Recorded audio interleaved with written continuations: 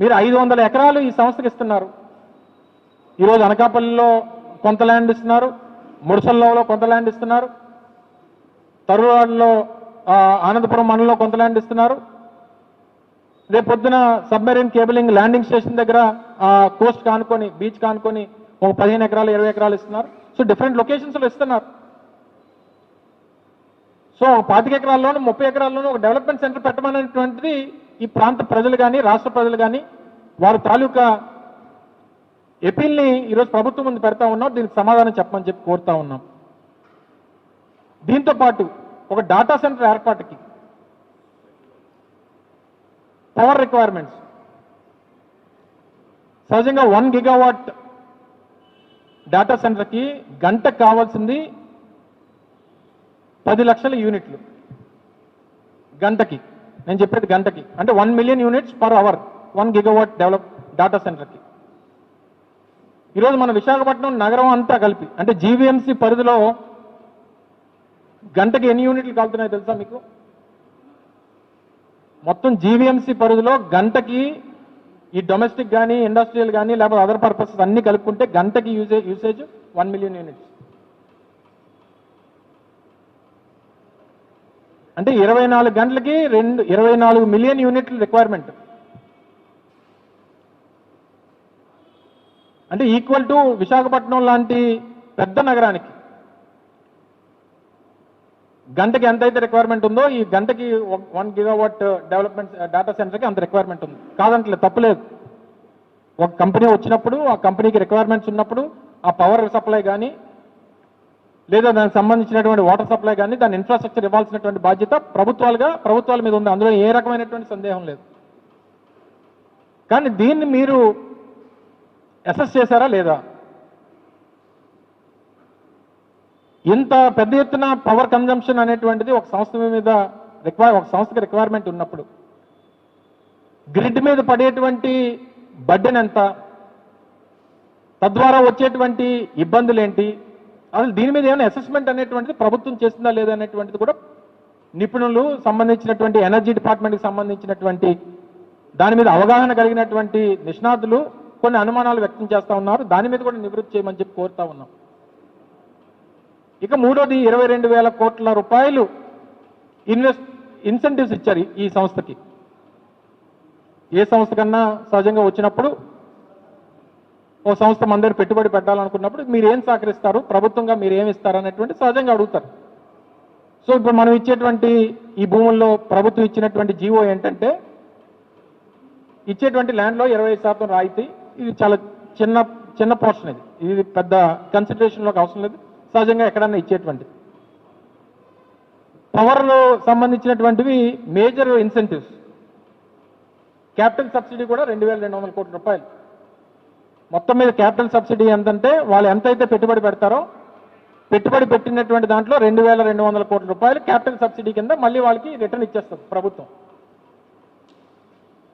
ఈ మిగిలినటువంటి transmission charges అని చెప్పి, ఎలక్ట్రిసిటీ డ్యూటీ ఎగ్జంప్షన్ అని చెప్పి, power tariff subsidy, only power tariff subsidy చెప్తాం మీకు. ఇప్పుడు యూనిట్ ఎంతైతే ఉంటుందో యూనిట్ మీద రూపాయి పవర్ టారిఫ్ సబ్సిడీ వాళ్ళు ఇచ్చింది. అంటే 1 గిగావాట్ డాటా సెంటర్ యూసేజ్ గంటకి 1 మిలియన్ యూనిట్స్ అంటే 10 లక్షల యూనిట్లు. అంటే గంటకి ఎంత ఇస్తున్నాం వాళ్ళకి సబ్సిడీ? గంటకి 10 లక్షల రూపాయలు సబ్సిడీ ఇస్తున్నాం వాళ్ళకి గంటకి. అంటే రోజుకి 2,40,00,000 రూపాయలు సబ్సిడీ ఇస్తున్నాం. సంవత్సరానికి దగ్గర 1,000 కోట్ల రూపాయలు సబ్సిడీ ఇస్తున్నాం సంవత్సరానికి.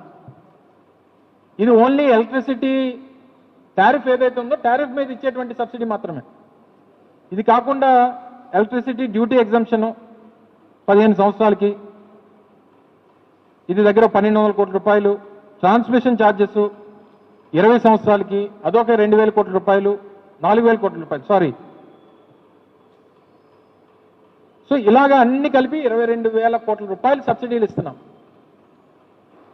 సో ప్రజలకు ఉన్నటువంటి అనుమానాలు ఏంటంటే, సరే పోనీ ఎంప్లాయ్మెంట్ జనరేషన్ అనేటువంటిది డాటా సెంటర్ ద్వారా అవ్వదు, మీరు 200 మందికే ఇవ్వగలరు ఎంప్లాయ్మెంట్, అది మీరు ఒప్పుకున్నారు, జీవోలో కూడా అదే మెన్షన్ చేశారు. ఉపాధి కల్పన లేనప్పుడు రెవెన్యూ జనరేషన్ అన్న రాష్ట్రానికి ఉండాలి. అయితే ఎంప్లాయ్మెంట్ క్రియేషన్ అన్న ఉండాలి, లేదా రెవెన్యూ అన్న రాష్ట్ర ప్రభుత్వానికి వచ్చేటువంటి దానికి అవకాశం ఉండాలి. మీరు 22,500 కోట్ల రూపాయలు ఇన్సెంటివ్స్ ఏవైతే మీరు ఇస్తున్నారో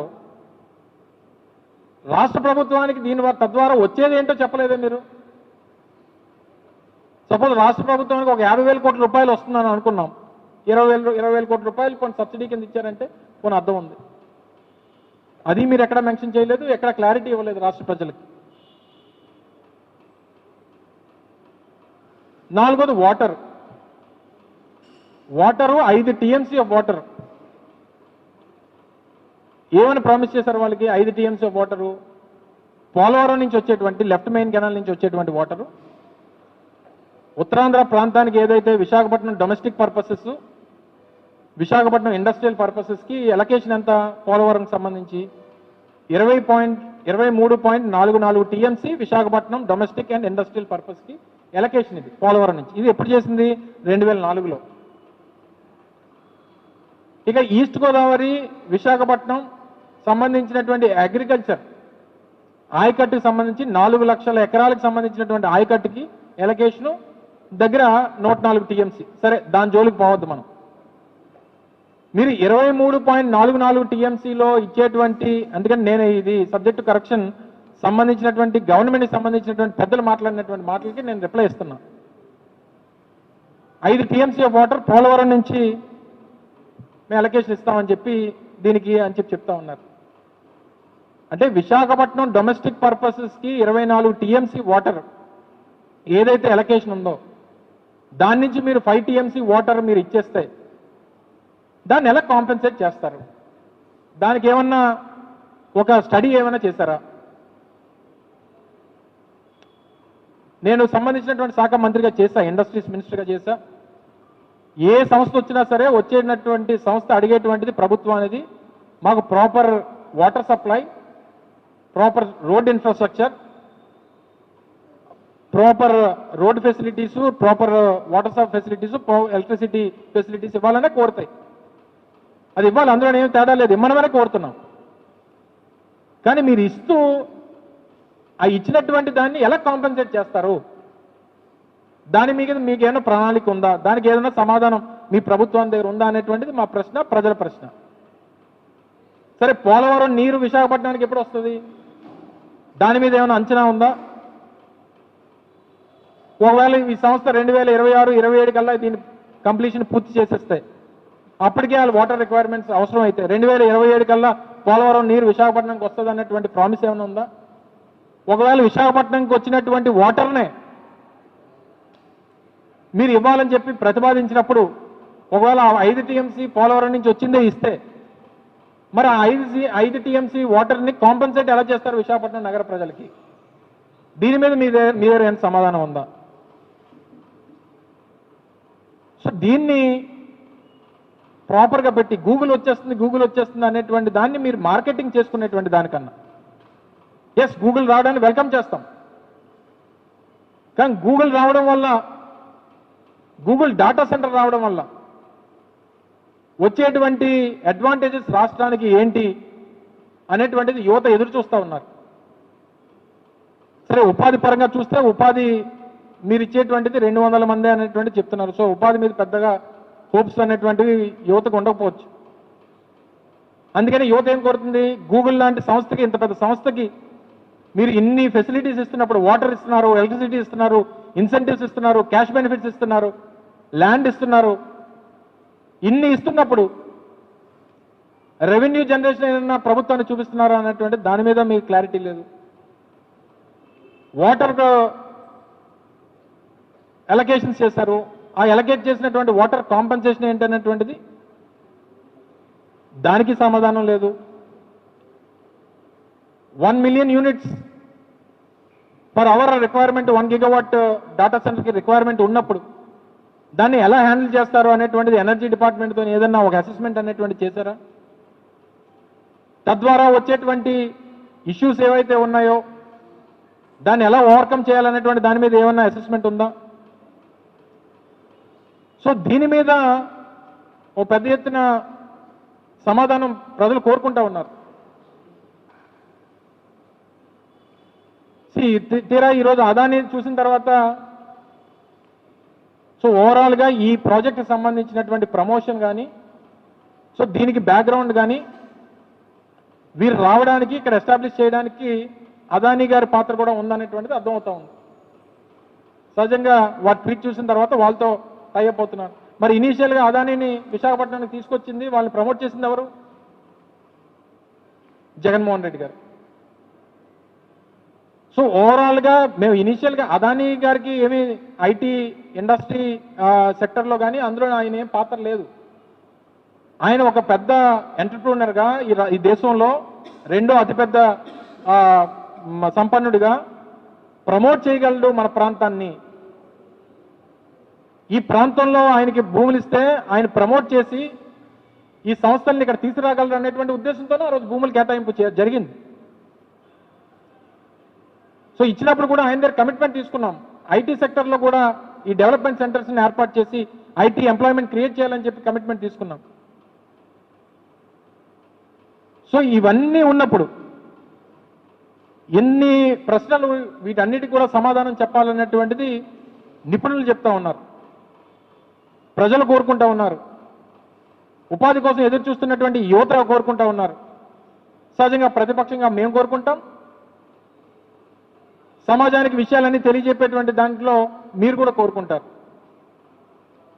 సో కేవలం గూగుల్ అనేటువంటి సంస్థ పేరు ముందు పెట్టి దయచేసి తండ్రి కొడుకులు ఇద్దరు కూడా మార్కెటింగ్ చేసుకోవడం మానేయండి అనేటువంటిది మా తాలూకు విజ్ఞప్తి. మార్కెటింగ్ పక్కన పెట్టి ఈ సంస్థ రావడం వల్ల ఈ రాష్ట్రానికి, ఈ రాష్ట్రంలో యువతకి ఇది ఉపాధి కలుగుతుంది, ఈ రెవెన్యూ జనరేషన్ కలుగుతుంది అనేటువంటిది స్పష్టంగా ఈ ప్రభుత్వం నుంచి సమాధానం కోరుతూ ఉన్నాం. కొంతమంది అవగాహన లేనటువంటి వ్యక్తులు మాట్లాడుతున్నారు. మా క్యాబినెట్లో వాళ్ళకి ఎలాగే స్థానం ఇచ్చారో, ఇప్పుడే సంబంధించినటువంటి శాఖ మంత్రులు కాకుండా మిగిలినటువంటి వారు కొంతమంది స్థానికంగా ఉన్నటువంటి మంత్రులు కొంతమంది మాట్లాడుతూ ఉన్నారు. ఓ పక్కేమో 200 మంది ఉపాధి అని చెప్పి మీ ప్రభుత్వమే చెప్తుంది, మీ జీవోలే చెప్తాయి. మీరేమో 1,00,000 మందికి 2 లక్షల మందికి ఉపాధి అని అంటే ఎలాగ మీరు దీన్ని జస్టిఫై చేస్తారు? ఇది నిన్న 11వ తారీఖున ఇచ్చినటువంటి జీవో, ఈ రైడెన్ సంస్థకి సంబంధించినటువంటి ఇన్సెంటివ్స్ ఏవైతే ఇస్తున్నామో అనేటువంటిది మెన్షన్ చేస్తూ ఇచ్చినటువంటి జీవో ఇది. ఇందులో క్లియర్గా జీవోలో ఏం మెన్షన్ చేశారంటే, Raiden Infotech India private limited in Visakhapatnam and Anakapalli districts approval of tailor-made incentives for setting up data centers with proposed investment of 87,520 crores and the potential to generate significant indirect employment across allied sectors అని చెప్పి GO ఇచ్చారు. ఎక్కడన్నా ఒక GO ఇచ్చినప్పుడు ఇన్ని వేల కోట్ల రూపాయలు ఒక సంస్థ పెట్టబోతా ఉంది, పెడుతున్నటువంటి క్రమంలో ఇంతమందికి ఎంప్లాయ్మెంట్ జనరేట్ చేస్తామని చెప్పి జీవోలు చూసాం. కానీ ఇప్పటి వరకు ఇండైరెక్ట్గా ఇంతమందికి ఎంప్లాయ్మెంట్ క్రియేట్ చేస్తామని చెప్పి మెన్షన్ చేయడం అనేటువంటి మొట్టమొదటిసారి అనుకుంటా నాకు తెలిసి. ఇండైరెక్ట్ ఎంప్లాయ్మెంట్ అంటే ఏదన్నా కావచ్చు. ఇండైరెక్ట్ ఎంప్లాయ్మెంట్ అంటే ఏముంది? కన్స్ట్రక్షన్లో ఉన్నప్పుడు కన్స్ట్రక్షన్ యాక్టివిటీ ఇండైరెక్ట్ ఎంప్లాయ్మెంటే. కన్స్ట్రక్షన్ జరుగుతున్నప్పుడు కావాల్సినటువంటి సో కాల్డ్ అదర్ యాక్టివిటీస్ ఏవైతే జరుగుతాయో వాటిని కూడా ఇండైరెక్ట్ ఎంప్లాయ్మెంట్ అని చెప్పి చూపిస్తాం.